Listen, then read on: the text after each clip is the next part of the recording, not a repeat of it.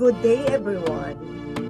Ako si Rowena P. Rivera, isang guro ng public school elementary.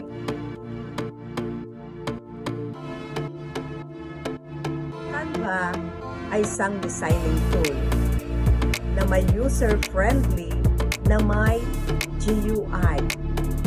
Ito yung graphical user interface na makikita sa mga tools nito yung mga bagay na yun.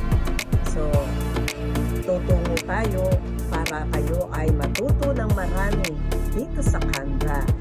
Welcome to Canva! First, I will teach you guys how to visit Canva and how to navigate.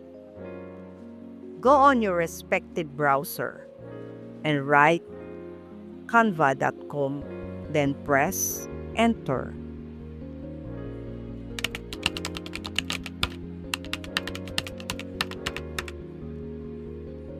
After that, you will visit the dashboard.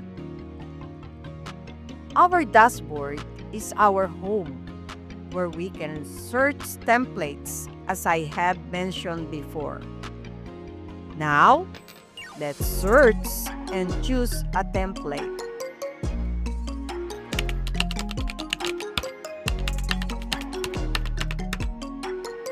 There we go. As you can see how easy it was. Let's choose this.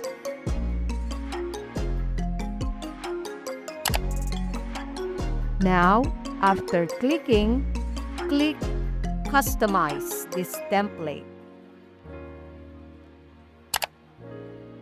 By the way, guys, if you are not a teacher or a freemium user, you might encounter premium templates which you can unlock by upgrading for 690 pesos per month or 6,900 pesos per year with a discount for just 575 per month. Now, let's get back. Let's customize the template. Now, this is called the Designing tab, where designing happens. As you see on the left panel, we have the tools that we will need to design. Let's click the first one. So, the first button is the Slide Master, or if we wanted to replace some slides, we simply click. For example, I want to replace this slide. I would simply click the slide and add button. Now, let's tackle the elements button. As we can see, if we hover this guy, we can see the outline in him. This means that it is an element. If we wanted to add something like objects or design it into our template, we simply search. Now, just click it, and there we go. It is inserted into our design right away. So simple, right?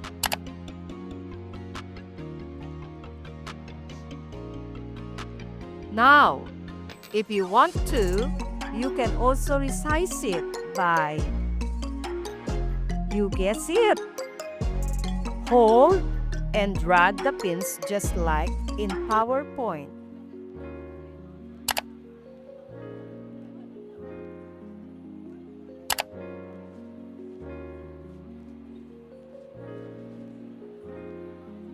We can also add more elements like photos, videos, and even audio like sound effects into our template. But let's tackle that some other time and move to text.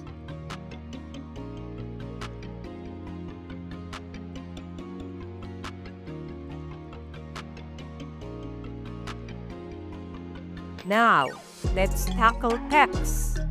In Text tab, we can either add text box or use ready-made templates.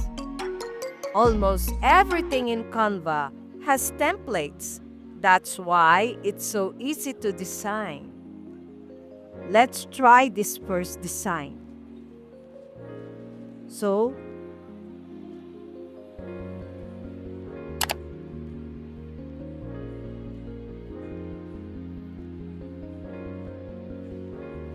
to edit text, simply double-click on it.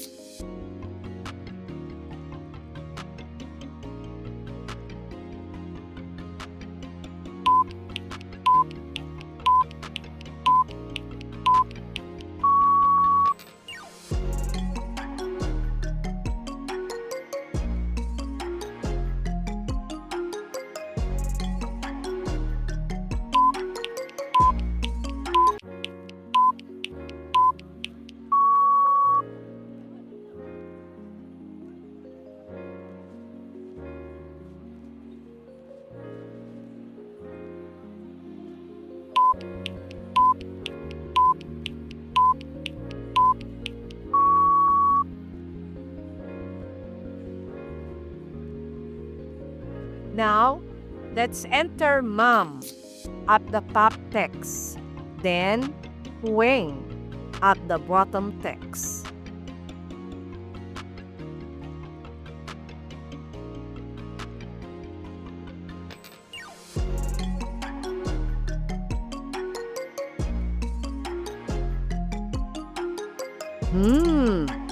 I think we're missing something. If you learned something in this video, kindly drop a like and follow.